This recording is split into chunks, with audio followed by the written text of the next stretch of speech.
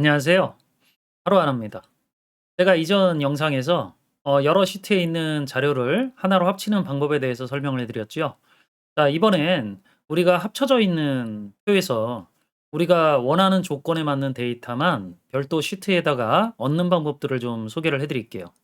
간단하게 질문 내용을 좀 먼저 살펴볼게요. 자, 질문은 도움을 요청한다라고 하는 얘기고, 원본 시트의 자료를 데이터 시트에 원하는 지점의 자료만 추출을 하고 싶다. 자, 어떻게 해야 되냐?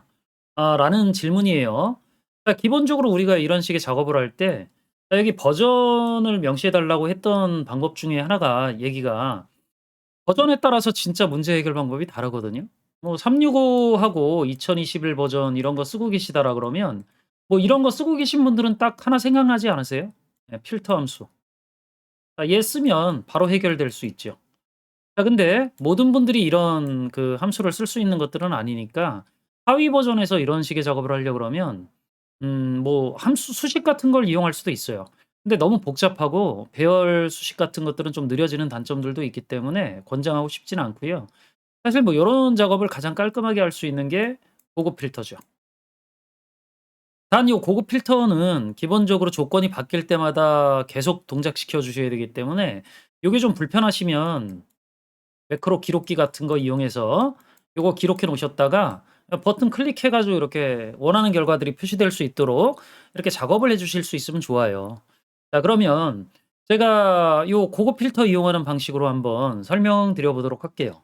자, 파일을 한번 열어서 데이터를 확인을 해 보면, 자, 이렇게 원본이라고 하는 시트에 데이터가 이렇게 들어가져 있고요. 어디까지 있는지 한번 확인을 해 보면 한 274 인까지 들어가져 있네요. 근데 서식이 추가적으로 있는 거 보면 아무래도 데이터가 좀 더 있을 가능성이 높겠죠? 자, 뭐 그거는 뭐 여러분들 직접 하시는 분들이 좀 더 잘 이해하실 수 있는 것들이니까. 자, 여기에서 요 매장명이라고 하는 게 A열에 있는데 원하는 지점에 맞는 데이터들을 요 데이터 시트에 요렇게 돌려받고 싶은 거죠. 자, 열 구성은 모두 동일하고요. 열 순서는 모두 동일하고 조건 자체가 요 지점 1 이기 때문에 이런 식의 조건이 바뀔 수 있는 경우도 좀 산정을 해서 생각을 해 볼게요. 자, 그러면 기본적으로 레이아웃을 이렇게 짜는 것보단 제가 약간만 바꿔 볼게요. 이렇게 삽입을 해서 자, 이렇게 만들고 난 다음에 자, 요거를 위에다 이렇게 올려 놓고 여기를 삭제해서 왼쪽으로 당겨오는 동작을 할게요. 셀을 왼쪽으로 밀기 이렇게 하면 확인. 자, 그럼 인제 구조를 요렇게 만들어 놓고요. 여기 지점 1이 되면 지점 1 데이터가, 지점 2가 되면 지점 2 데이터가 나타나지도록 해 볼게요. 자, 그러면 이런 식의 동작은 제가 뭐라고 했었냐면 그냥 간단하게 경험 삼아서 한번 데이터를 추출하는 동작들을 보여 드리면, 자, 지점 2라고 제가 바꿔 놓고서 한번 해 볼게요. 자, 이렇게 비어져 있는 셀을 선택하고 난 다음에 데이터 탭에 고급 눌러서 다른 장소 복사하고 난 다음에 원본 데이터가 이 원본 쪽에 있잖아요, 목록 범위. 자, 그러니까 원본 시트 선택해서 범위 전체 잡는 게 좀 불편하시면 셀을 하나만 요렇게 아무 데나 클릭하시고 컨트롤 A 단축키 눌러 주시면 이렇게 범위가 자동적으로 잡혀요. 그럼 274 인까지 뭐 있다라고 하는 것들은 확인해 볼 수 있고, 조건이라고 하는 것들은 여기 입력되어져 있는 거죠. 요 머리글부터 제대로 선택을 하셔야 돼요. 요 머리글이 다르면 조건이 적용되어지지 않아요. 그래서 B2 셀부터 B3 셀 범위, 그다음에 복사 위치는 여기 머리글 범위를 이렇게 선택을 해 주셔야 돼요. 제가 지점은 매장명은 없애 놨기 때문에 여기 매장명은 돌려지지 않겠죠. 자, 이렇게 하고 나서 확인 버튼 눌러 주면 병합된 사례는 실행할 수 없다라고 했으니까 틀림없이 요 근방 어디에 병합되어 있는 게 있겠죠. 자, 근데 눈으로는 딱히 지금 병합된 위치가 어디 있는지 확인해 보기가 좀 어렵잖아요. 자, 이럴 땐 그냥 찾으면 돼요. 컨트롤 F 눌러서 찾기 요런 거 실행시켜 놓고 난 다음에 원래는 뭐 요렇게 보여질 거니까 옵션 버튼 클릭하시면 요렇게 화면 구조가 바뀌어요. 여기서 서식이라고 하는 요 버튼을 클릭을 해 보시면 요런 셀 서식 대화 상자 같은 거 표시가 되어지는데, 요 맞춤이라고 하는 탭의 셀 병합 기능에 해당하는 옵션이 있거든요. 얘를 체크하셔 가지고 확인 버튼 눌러 주시면 돼요. 자, 그리고 나서 모두 찾기 한번 눌러 볼까요? 자, 그러면 상당히 아래쪽이네요. 요 GH열에 보시면 597행, 598행에 이렇게 병합이 걸려져 있는 것들이 확인이 되시죠? 네, 닫기 누르고 삭제해 버려야 되겠죠. 저 기능이 동작하려고 그럴 땐 기본적으로 병합 같은 것들이 시트에 존재하면 아까 같이 데이터 못 가져와요. 자, 그럼 다시 해 볼게요. 자, 고급 버튼 누르고 다른 장소 복사하고 목록 범위는 원본 시트에 셀 하나 선택해서 컨트롤 A. 자, 그리고 나서 확인 버튼 눌러봐 주면은요. 요렇게 지점 2에 해당하는 데이터들이 제대로 돌려지는 것들을 확인해 볼 수 있죠.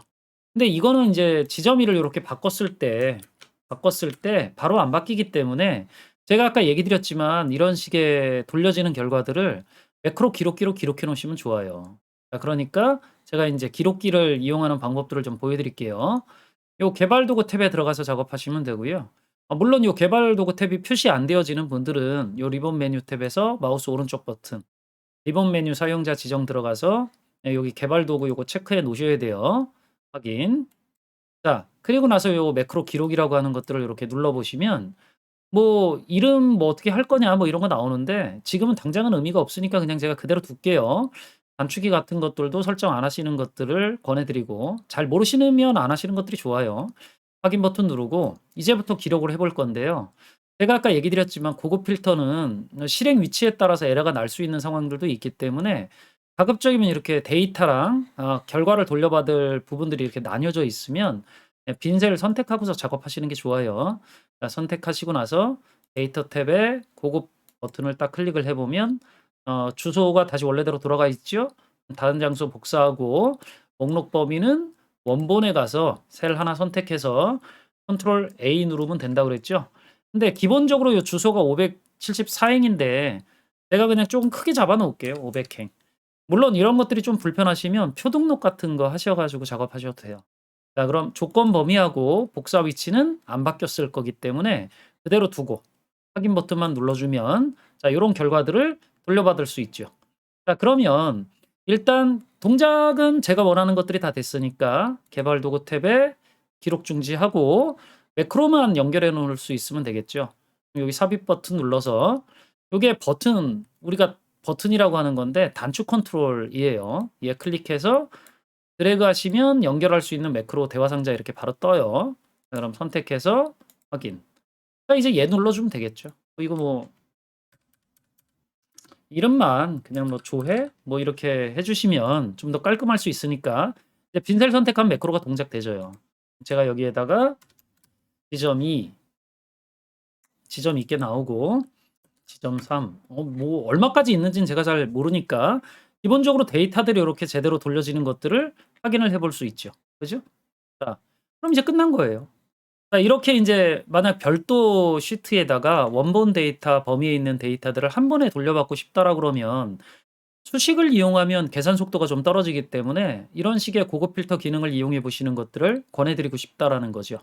물론 뭐 여러분들이 뭐 이런 것들이 인제 매크로를 쓰는 방법들이기 때문에 아무래도 인제 파일을 저장할 때 매크로 사용 통합 문서로 저장도 하셔야 되고 맨 처음에 인제 파일 열 때 보안 경고 메시지 줄 같은 거 뜨면 콘텐트 사용 이런 것도 눌러 주셔야 되겠죠. 자, 이런 것들도 다 여러분들이 이 매크로를 쓰려고 하면 당연히 알고 계셔야 되는 것들 중에 하나가 되기 때문에 제가 이전 다른 영상들에서 막 이렇게 소개를 해 드리긴 했으니까 이걸 계속 반복적으로 보여 드리는 것도 한계가 있다라는 거죠. 그래서 제대로 매크로 같은 것들을 업무에 쓰시려고 하는 분들은 제가 늘 권해 드리지만 매크로앤 VBA 업무 공략집이나 바이블 종류의 책들을 좀 참고해서 공부를 해 보시는 것들이 아무래도 이런 영상들과 함께 참고해서 공부하실 때 큰 도움을 얻을 수 있겠죠. 자, 오늘은 여기까지 설명드리면 될 것 같고요. 영상이 도움이 되셨다라 그러면 구독, 좋아요, 알림 설정 부탁드릴게요. 자, 그리고 저는 또 다음에 다른 주제 가지고 또 만나 뵙도록 하죠. 수고하셨습니다.